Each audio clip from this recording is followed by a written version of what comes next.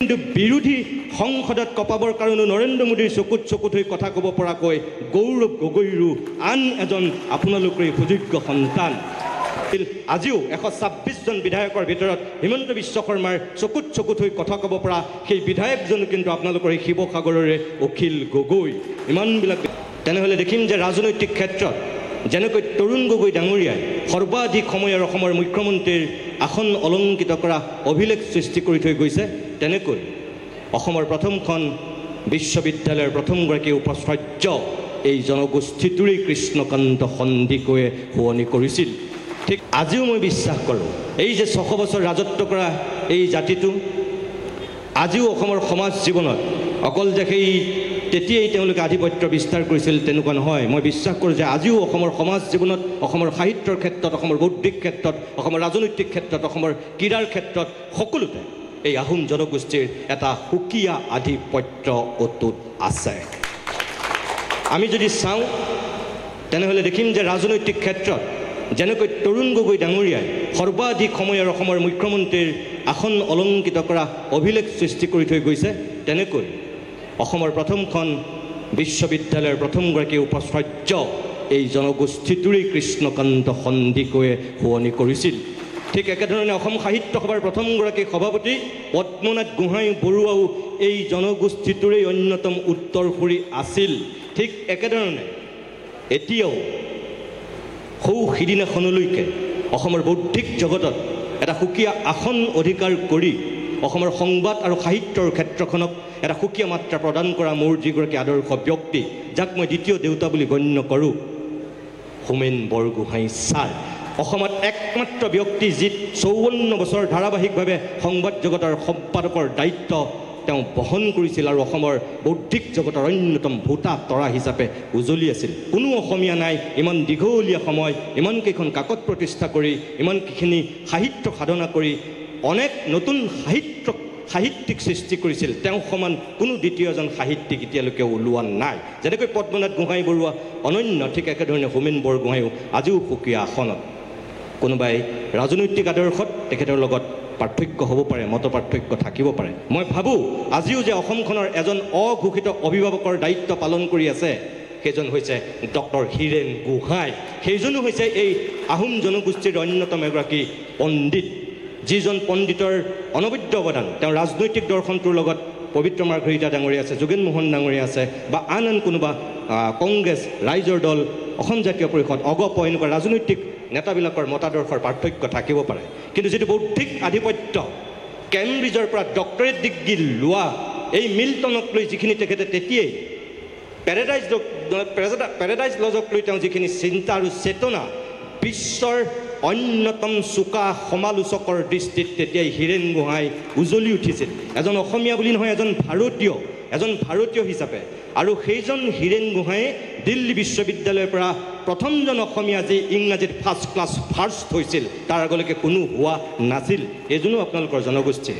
ঠিক একেধৰণে এতিয়াও মই যদি কওঁ কেন্দ্ৰীয় মন্ত্ৰীসভাত সৰ্বানন্দ সোণোৱালক বাদ দি এই পবিত্ৰ মাৰ্ঘেৰিটা যেনেকৈ আপোনালোকৰ আহোম জনগোষ্ঠীৰ, তেনেকৈ কিন্তু বিৰোধী সংসদত কপাবৰ কাৰণে নৰেন্দ্ৰ মোদীৰ চকুত চকুত হৈ কথা ক'ব পৰাকৈ গৌৰৱ গগৈৰো আন এজন আপোনালোকৰ সুযোগ্য সন্তান। আজি ঠিক একেধৰণে অসম বিধানসভাত যেনেকৈ তৰুণ গগৈ ৰেকৰ্ড কৰি থৈ গৈছিল, আজিও 126 জন বিধায়কৰ ভিতৰত হিমন্ত বিশ্ব শৰ্মাৰ চকুত চকুত হৈ কথা ক'ব পৰা সেই বিধায়কজন কিন্তু আপোনালোকৰ এই শিৱসাগৰৰে অখিল গগৈ। ইমানবিলাক বিধায়ক থকাৰ পিছতো ঠিক একেধৰণে মই ক'ম যে এতিয়াও ক্ৰীড়াৰ ক্ষেত্ৰত, সাংস্কৃতিক ক্ষেত্ৰত, সামাজিক ক্ষেত্ৰত অনন্য প্ৰতিভাৰ অধিকাৰী আছে এই আহোম জনগোষ্ঠীটোৰ। অসমৰ বুকুৱেদি যেতিয়ালৈকে ব্ৰহ্মপুত্ৰৰ পানী বৈ থাকিব, ভাৰতৰ ভূখণ্ডত এই অসম নামৰ জাতিটো যেতিয়ালৈকে জীয়াই থাকিব, তেতিয়ালৈকে এটা নাম সোণালী আখৰে লিপিবদ্ধ হৈ থাকিব, কি যে প্ৰথমগৰাকী অলিম্পিক বিজয়ী কোন? লাভলীনা বৰগোহাঁই, এগৰাকী উদীয়মান অসম সন্তান। আজি দ্ৰুততম দৌৰবিদ হিচাপে ভাৰতৰ নক্ষত্ৰ হিচাপে উজলি উঠা আন এজন সুযোগ্য ভাৰতীয় সন্তান, অসম সন্তান নহয়, তেওঁ কোন? আহোম জনগোষ্ঠীৰ অম্লান বৰগোহাঁই। এনেকৈ এতিয়াও এই জনগোষ্ঠীটোৰ বহুত প্ৰতিভা আছে। ভীমকান্ত বৰুৱাগোহাঁইৰ পৰা আৰম্ভ কৰি ডম্বৰুধৰ গগৈলৈকে লীলাধৰ গগৈৰ পৰা আৰম্ভ কৰি এতিয়াও প্ৰেমথী গোহাঁই বৰুৱালৈকে আৰম্ভ কৰি অনেক সাহিত্যিকে এতিয়াও অসমৰ সাহিত্য জগতখন সমৃদ্ধিশালী কৰি আছে। মই বহুতৰ নাম ল'ব পাৰোঁ, মোৰ মুখৰ আগত যাৰ এই মুহূৰ্তত নাম আহিছে মই তেওঁহে লৈছোঁ। ৰাজদীপ বাইলুং বৰুৱা অসমৰ টেলিভিশ্যনৰ অন্যতম এজন এতিয়া জ্যেষ্ঠ সাংবাদিক। আপোনালোকৰ এই যে সকলো ক্ষেত্ৰত ক্ৰীড়া, ৰাজনীতি, সমাজ, সংস্কৃতি সকলোতে যে এই এটা দপ দপাই আছে, এই যে বিপিন চাওডাঙৰ পৰা এই যে আচুৰ্য বৰপাত্ৰলৈকে এই যে সকলো মানুহখিনি এই জনগোষ্ঠীটোৰ ক'ত নাই তাৰমানে এই আহোম জনগোষ্ঠীৰ মানুহৰ আধিপত্য। মই ভাবোঁ যে উঠি অহা প্ৰজন্মক এই প্ৰতিষ্ঠা দিৱসত আপোনালোকে এই কথাবিলাকো তেওঁলোকৰ মাজত বিলাই দিয়ক। উঠি অহা প্ৰজন্মক এই কাৰণেই বিলাই দিয়ক যে মই বিশ্বাস কৰোঁ যে পৃথিৱীৰ বুকুত এটা জাতি যদি জাতি হিচাপে জীয়াই থাকিব লাগে, সেই জাতিটোৰ তিনিটা উপাদান সদায় থাকিব লাগিবই। য'তেই নাথাকক, যিমানেই তেওঁলোক সংখ্যাৰ ফালৰ পৰা বৃহৎ নহওক কিয়, যদি সেই তিনিটা উপাদান ক'ৰবাত ঘূণে ধৰে, সেই জাতিটো পৃথিৱীৰ বুকুত জাতি হিচাপে জীয়াই থকাটো বৰ কঠিন। 1 ভাষা, 2 নিজস্ব সংস্কৃতি, আৰু 3 এক উচ্চমানৰ সাহিত্য। এই তিনিটা উপাদান অবিহনে এটা পৃথিৱীৰ বুকুত জাতি কেতিয়াও জাতি হিচাপে জীয়াই থাকিব নোৱাৰে। এটা সময়ত সংস্কৃত ভাষা আছিল গোটেই ভাৰতবৰ্ষৰ যদি আধিপত্য বিস্তাৰ কৰা। এই অসম ভূখণ্ডটো সংস্কৃততেই সাহিত্য চৰ্চা কৰিছিল। তাৰপিছত সংস্কৃতৰ পিছত কোনটো ভাষাই আধিপত্য লাভ কৰিছিল? এই আহোম জনগোষ্ঠীৰ অন্যতম টাই ভাষা আছিল শক্তিশালী ভাষা। এতিয়া না সংস্কৃত আছে, না আজি টাই ভাষা আছে। শংকৰদেৱৰ আগত আমি যদি চাওঁ আৰু শংকৰদেৱৰ পিছত আমি যদি চাওঁ, এই দুয়োটা ভাষাৰ এতিয়া বিপৰ্যয়। কিন্তু যিটো আজি অসমীয়া ভাষা, এই ভাষাটো অকল আমাৰ মুখেৰে কৈ থাকিলেই জীয়াই থাকিব নেকি? উন্নতমানৰ সাহিত্য সৃষ্টি হ'ব লাগিব। অৰ্থাৎ এই আহোম জনগোষ্ঠীটোৰ টাই ভাষা, টাই সংস্কৃতিৰ পৰা আৰম্ভ কৰি অসমীয়া সমাজ জীৱনত যিটো আধিপত্য, সেইটো অটুট ৰাখিবৰ কাৰণে এনেধৰণৰ কিছু বৌদ্ধিক চেতনা সমৃদ্ধ কাম আপোনালোকে কৰিব লাগিব, আৰু যিটো হয়তো এই টাই আহোম ছাত্ৰ সন্থাই কৰি আহিছে। ইয়াত কি লিখা আছে মই একো নাজানো।